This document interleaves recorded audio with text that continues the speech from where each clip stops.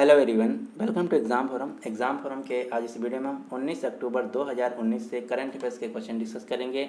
और आज के इस वीडियो का जो पीडीएफ फाइल है आपको नीचे डिस्क्रिप्शन बॉक्स में मिल जाएगा, आप वहां से डाउनलोड कर सकते हैं। अगर आप इस चैनल को पहली बार देख रहे हैं तो जो नीचे सब्सक्राइब का रेड बटन है इसको क्लिक करके नोटिफिकेशन बेल पर क्लिक कर लें ताकि आपको डेली मॉर्निंग में करंट अफेयर्स की वीडियो मिलती रहे। तो चलिए शुरू करते हैं अब आज का वीडियो। आज का पहला क्वेश्चन है, हाल ही में किस देश ने बड़ी बड़ी तकनीकी कंपनियों सहित डिजिटल कंपनियों पर नया टैक्स लगाने की घोषणा की है? तो ये ऐसा कहा गया है इटली के द्वारा, यानी कि इस क्वेश्चन का सही आंसर है सी।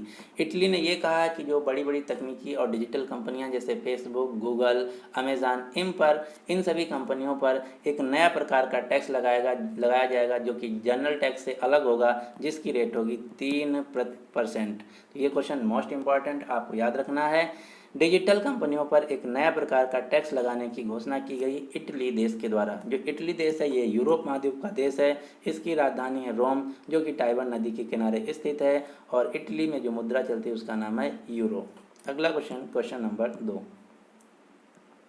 हाल ही में भारत किस देश के साथ संयुक्त सैन्य अभ्यास ईस्टर्न ब्रिज वी का आयोजन करेगा? तो ईस्टर्न ब्रिज वी जो एक्सरसाइज है इसको भारत करता है ओमान देश के साथ, यानी कि इस क्वेश्चन का सही आंसर ए।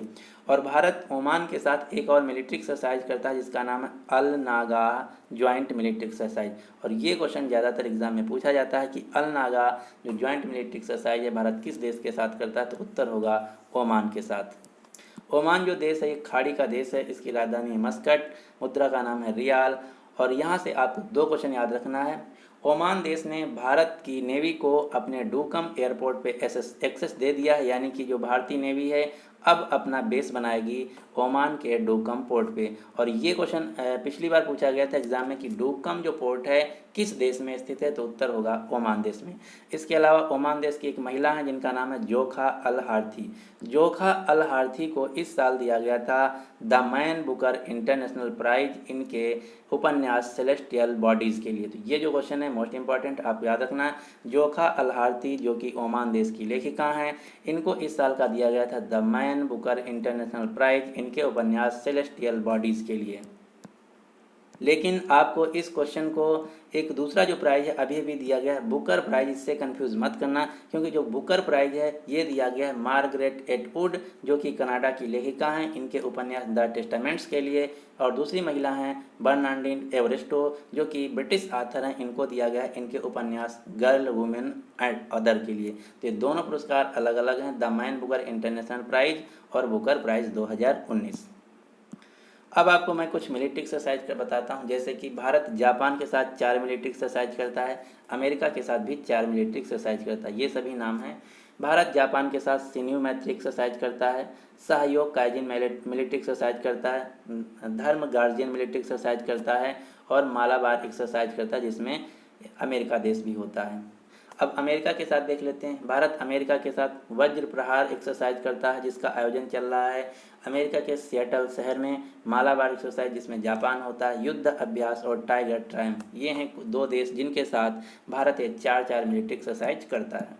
अगला क्वेश्चन, हाल ही में किस देश के आर्केस्ट्रा को आर्केस्ट्रा ऑफ द ईयर से सम्मानित किया गया है? तो ये आर्केस्ट्रा है हांगकांग का, यानी कि इस क्वेश्चन का सही आंसर है बी। अगर इसका नाम पूछा जाए तो इस आर्केस्ट्रा का नाम है हांगकांग फिलहारमोनिक आर्केस्ट्रा। इसी को दिया गया है इस साल का आर्केस्ट्रा ऑफ द ईयर का अवार्ड। और ये किसके द्वारा दिया गया? तो एक संस्था है जिसका नाम है ग्रामोफोन क्लासिकल म्यूजिक अवार्ड, इसी के द्वारा दिया गया है हांगकांग फिलहारमोनिक आर्केस्ट्रा को आर्केस्ट्रा ऑफ द ईयर का अवार्ड, जो कि हांगकांग देश का है।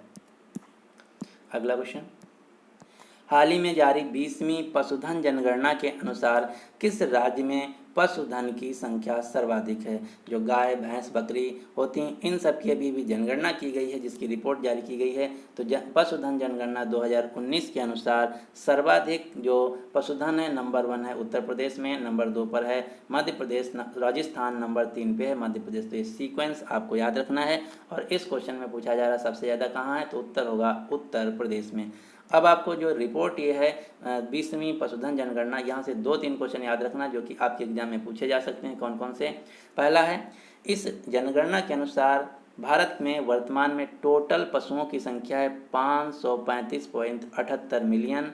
और इस जो संख्या है, इस संख्या में पिछली बार जो जनगणना हुई थी उसके मुकाबले 4.6% की वृद्धि हुई है। और जो पिछली पशुधन जनगणना हुई थी वो हुई थी 2014 में। तो ये 3 फैक्ट आपको याद रखना है। पशुधन जनगणना 2019 के अनुसार सबसे ज़्यादा गाय भैंस बकरी पाई हैं उत्तर प्रदेश राज्य में, और इसमें वृद्धि हुई 4.6% की, और पिछली जो जनगणना हुई थी 2014 में हुई थी। ये जो जनगणना है ये की गई है ministry of animal husbandry, dairy and fisheries के द्वारा, जिसको हिंदी में बोला जाता है मत्स्य पालन, पशुपालन तथा डेयरी मंत्रालय, जिसके वर्तमान में मंत्री हैं गिरिराज सिंह, जो कि बेगूसराय बिहार से लोकसभा सांसद हैं। अब आपको एक जनगणना और याद रखना है, टाइगर सेंसस 2019, बाघ जनगणना 2019 आया था। इसके मुताबिक सबसे ज़्यादा बाघ हैं भारत में मध्य प्रदेश में, टोटल 526, कर्नाटक में है दूसरे नंबर पे 524, और उत्तराखंड पर में है तीसरे नंबर पर बाघ 442। और ये क्वेश्चन आरआरबी एग्जाम में शायद पूछा गया था कि सबसे ज़्यादा जो टाइगर हैं किस राज्य में है, तो उत्तर था उसका सही आंसर मध्य प्रदेश।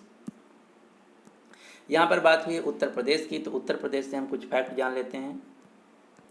उत्तर प्रदेश भारत का सबसे बड़ा राज्य है। जनसंख्या की दृष्टि से उत्तर प्रदेश की जनसंख्या है जनगणना 2011 के अनुसार 20.4 करोड़। उत्तर प्रदेश के वर्तमान में मुख्यमंत्री हैं योगी आदित्यनाथ, राज्यपाल हैं आनंदीबेन पटेल। उत्तर प्रदेश की राजधानी लखनऊ, जो कि गोमती नदी के किनारे स्थित है, और उत्तर प्रदेश की राजधानी लखनऊ में अभी अभी आयोजित किया गया था प्रथम हिंदी विज्ञान लेखक सम्मेलन। और लखनऊ से ही भारत की पहली प्राइवेट ट्रेन चलाई गई जिसका नाम है तेजस एक्सप्रेस, इसको हरी झंडी दिखाया है उत्तर प्रदेश के मुख्यमंत्री योगी आदित्यनाथ। जो तेजस एक्सप्रेस है ये लखनऊ से दिल्ली के बीच चलाई जाएगी। और लखनऊ में ही आयोजित किया गया था इस साल रेलवे का मेगा वेंडर मीट 2019। और एक शहर आपको याद रखना है उत्तर प्रदेश से, जो कि आपके एग्जाम में जरूर पूछा जाएगा। इस शहर का नाम है अयोध्या। आप सभी लोग जानते होंगे अयोध्या जो राम जन्मभूमि है, इस समय विवाद पे जो रिपोर्ट है आने वाली है, तो ये बहुत ज़्यादा न्यूज़ में है। तो आपको यहाँ से एक क्वेश्चन याद रखना है, जो अयोध्या शहर है ये फैज़ाबाद उत्तर प्रदेश में है, और अयोध्या शहर जो है राम जन्मभूमि है, और सरयू नदी के किनारे स्थित है। ये सरयू नदी आपको याद रखना है। लखनऊ में 3 संस्थाओं के मुख्यालय हैं, कौन कौन से? RDSO, CDRI, Birbal Sahni institute of palaeobotany. तो 3 संस्थाओं के नाम आपको लखनऊ से याद रखना है। अगला क्वेश्चन, हाल ही में विश्व इस्पात संघ का उपाध्यक्ष किसे नियुक्त किया गया है? तो विश्व इस्पात संघ, इसे इंग्लिश में बोला जाता है वर्ल्ड स्टील एसोसिएशन। तो वर्ल्ड स्टील एसोसिएशन के वाइस प्रेसिडेंट के रूप में नियुक्त किया गया है भारत के JSW की जो कंपनी है, इसके चेयरमैन संजन जिंदल, यानी कि इस क्वेश्चन का सही आंसर है बी। अब आपको ये जो फोटो में देख रहे हैं ये हैं सज्जन जिंदल, इन्हीं को बनाया गया है वर्ल्ड स्टील एसोसिएशन का वाइस प्रेसिडेंट। और जो वर्ल्ड स्टील एसोसिएशन है इसका मुख्यालय है बेल्जियम की राजधानी ब्रुसेल्स में, और ब्रुसेल्स में ही है यूरोपियन यूनियन का मुख्यालय। और वर्तमान में वर्ल्ड स्टील एसोसिएशन के चेयरमैन है आंद्रे जोहान पेटर। तो इतने क्वेश्चन आपको यहाँ से याद रखना है। अब आपको 2 व्यक्तियों के नाम और याद रखना है। क्यों? क्योंकि एक व्यक्ति हैं, इनका नाम है सुनील छत्री। सुनील छत्री जो कि भारत से हैं, इनको कुछ दिन पहले नियुक्त किया गया था अंतर्राष्ट्रीय अंडा कमीशन का हेड।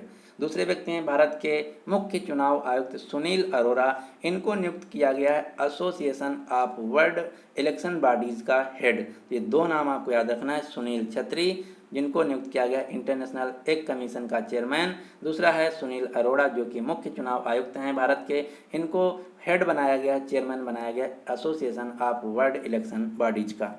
अगला क्वेश्चन, हाल ही में जारी भारत नवाचार सूचकांक 2019 यानी कि इंडिया इनोवेशन इंडेक्स 2019 में भारत का कौन सा राज्य नंबर 1 पे रहा? तो नंबर 1 पे रहा कर्नाटक, नंबर 2 पे रहा तमिलनाडु, नंबर 3 पे रहा महाराष्ट्र, यानी कि इस क्वेश्चन का सही आंसर है ए। जो भारत नवाचार सूचकांक है इसको जारी किया गया है नीति आयोग के द्वारा। अब आपको यहाँ से 2-3 क्वेश्चन और याद रखना है। इस रिपोर्ट के अनुसार पूर्वोत्तर और पहाड़ी राज्यों में सबसे ज़्यादा इनोवेशन हुआ है, नवाचार हुआ है सिक्किम राज्य में, और केंद्र शासित और छोटे जो राज्य हैं इनमें सबसे ज़्यादा नवाचार हुआ है, इनोवेशन हुआ है दिल्ली में। तो ये 3 क्वेश्चन आपको याद रखना है।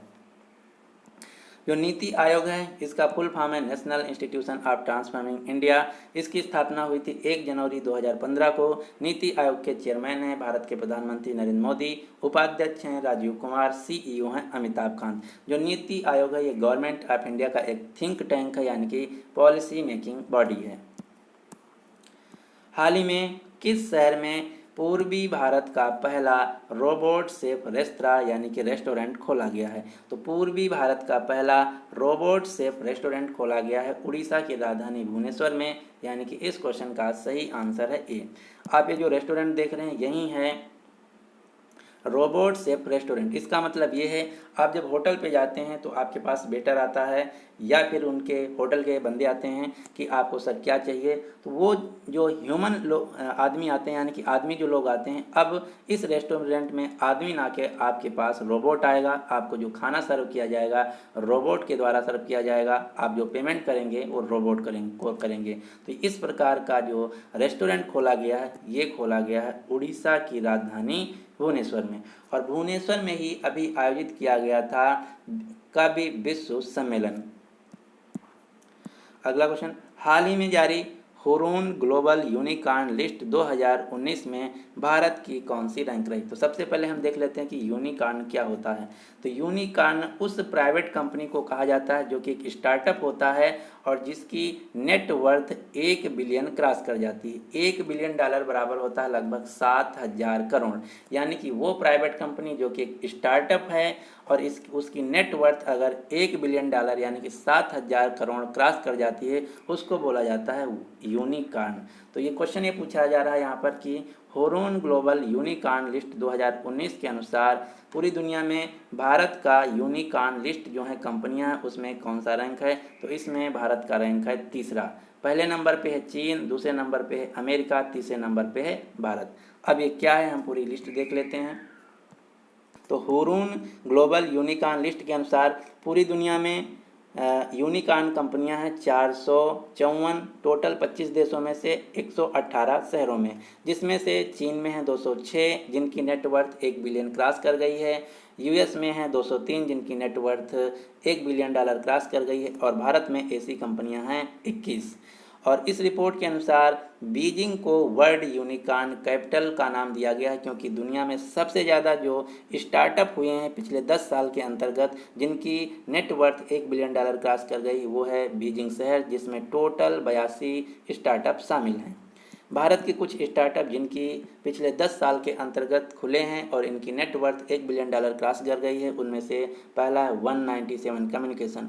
197 कम्युनिकेशन की एक कंपनी है पेटीएम। तो अगर क्वेश्चन पूछा जाए कि पेटीएम की पेरेंट कंपनी कौन है तो उत्तर होगा 197 कम्युनिकेशन।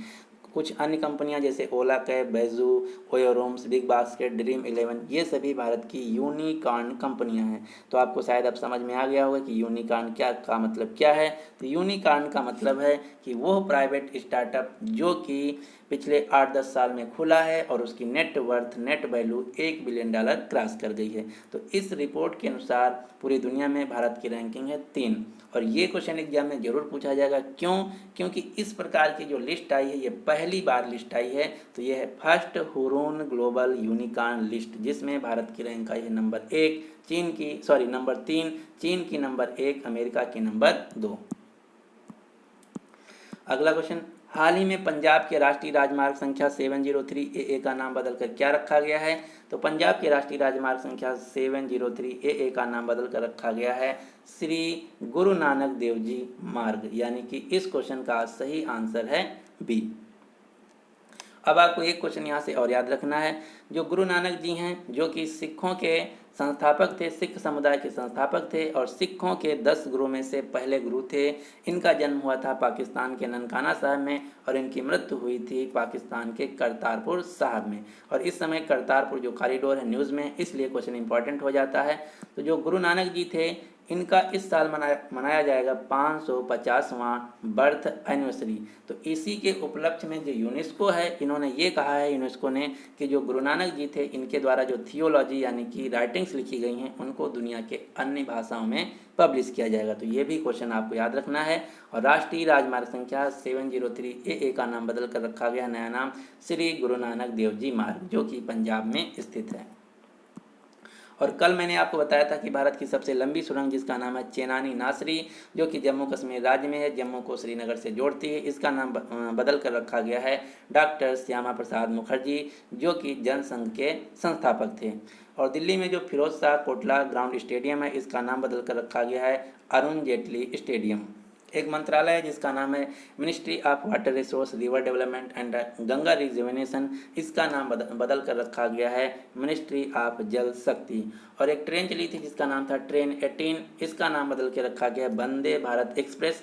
वर्तमान में भारत में 2 वंदे भारत एक्सप्रेस चल रही हैं। पहली जो चली थी दिल्ली से वाराणसी के बीच, और दूसरी अभी अभी चलाई गई जिसको भारत के गृह मंत्री अमित शाह ने हरी झंडी दिखाया है। दूसरी वाली चलाई गई दिल्ली से कटरा जम्मू कश्मीर के बीच। अगला क्वेश्चन, हाल ही में मैग्निफिसेंट मध्य प्रदेश सम्मेलन का आयोजन किस शहर में हुआ? तो मैग्निफिसेंट मध्य प्रदेश का सम्मेलन आयोजन किया गया है मध्य प्रदेश के इंदौर शहर में, जिसका उद्देश्य ये है कि मध्य प्रदेश में ज़्यादा से ज़्यादा इन्वेस्टर यानी कि निवेशकों को आकर्षित करना। तो आपको याद रखना है मैग्निफिसेंट मध्य प्रदेश सम्मेलन का आयोजन किया गया मध्य प्रदेश के इंदौर शहर में। जो इंदौर शहर है, ये स्वच्छ सर्वेक्षण 2019 के अनुसार भारत का सबसे साफ शहर है। दूसरे नंबर पर सबसे साफ शहर है भोपाल। और कुछ दिन पहले मैंने आपको बताया था कि जबलपुर आयोजित किया गया है राष्ट्रीय संस्कृति महोत्सव 2019। जो मध्य प्रदेश है, यहाँ से एक क्वेश्चन और आपको याद रखना है। इंदौर का जो एयरपोर्ट था जिसका नाम देवी अहिल्याबाई होलकर एयरपोर्ट, इसको अब अंतर्राष्ट्रीय एयरपोर्ट का दर्जा मिल गया है और पहली उड़ान एयर इंडिया के द्वारा इंदौर से दुबई को भरी गई थी। मध्य प्रदेश के राज्यपाल हैं लालजी टंडन, राजधानी है भोपाल और मुख्यमंत्री हैं कमल नाथ। एक क्वेश्चन और आपको याद रखना है मध्य प्रदेश से।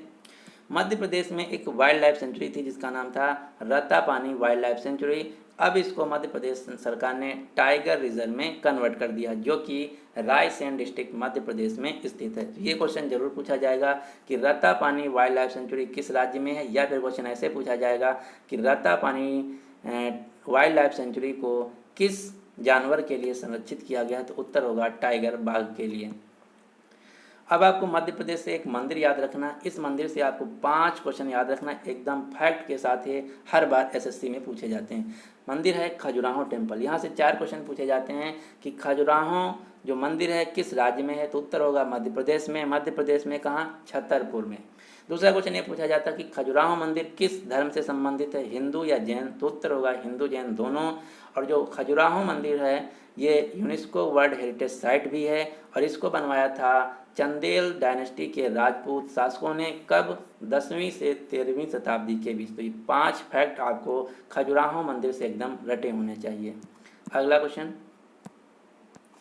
हाल ही में इंडिया इन वार्मिंग वर्ल्ड पुस्तक किसके द्वारा संपादित की गई है? तो ये पुस्तक संपादित की गई है नवरोज के दुबस के द्वारा, यानी कि इस क्वेश्चन का सही आंसर है बी। जो इंडिया इन वार्मिंग वर्ल्ड पुस्तक है ये जलवायु परिवर्तन पर आधारित है। इस पुस्तक में जो भारत के महान जलवायु परिवर्तन विशेषज्ञ हैं जैसे सुनीता नारायण, अनिल अग्रवाल, फेडरिक ओटो, शिबानी घोष, इन सब के जो आर्टिकल हैं इस पुस्तक में लिखे गए हैं। तो आपको याद रखना है India in a warming world जो है इसको एडिट किया गया है, यानी कि संपादित किया गया है किसके द्वारा? नवरोज के दुबस के द्वारा। अगला क्वेश्चन, हाल ही में किस देश की महिला क्रिकेटर जिनका नाम है जेनिफर लुइस गुन ने क्रिकेट से संन्यास लेने की घोषणा की है? तो जेनिफर लुइस गुन जो कि इंग्लैंड देश की ऑलराउंडर क्रिकेटर थी, इन्होंने अभी क्रिकेट से संन्यास ले लिया है। तो इस क्वेश्चन का सही आंसर है बी। आप ये जो फोटो में देख रहे हैं ये हैं जेनिफर लुइस गुन। अब आपके लिए क्वेश्चन क्या है कि हाल ही में किस देश ने विश्व के पहले आर्टिफिशियल इंटेलिजेंसी पर आधारित विश्वविद्यालय खोलने की घोषणा की है? तो इस क्वेश्चन का जो सही आंसर है आपको नीचे कमेंट बॉक्स में देना होगा। तो ये था आज का हमारा कंप्लीट करंट अफेयर्स का वीडियो। उम्मीद करता हूँ कि आपको ये वीडियो पसंद आया होगा। अगर आपको वीडियो पसंद आता है तो प्लीज़ इस वीडियो को लाइक कीजिए और अपने सभी दोस्तों के साथ शेयर कीजिए। अगर अभी तक हमारा चैनल एग्जाम फॉर्म अकेडमी को आप सब्सक्राइब नहीं किए तो इसको सब्सक्राइब करके नोटिफिकेशन बेल को क्लिक कर दें, ताकि आपको डेली मॉर्निंग में करंट अफेयर्स की वीडियो मिलती रहे। So finally thanks for watching and good luck for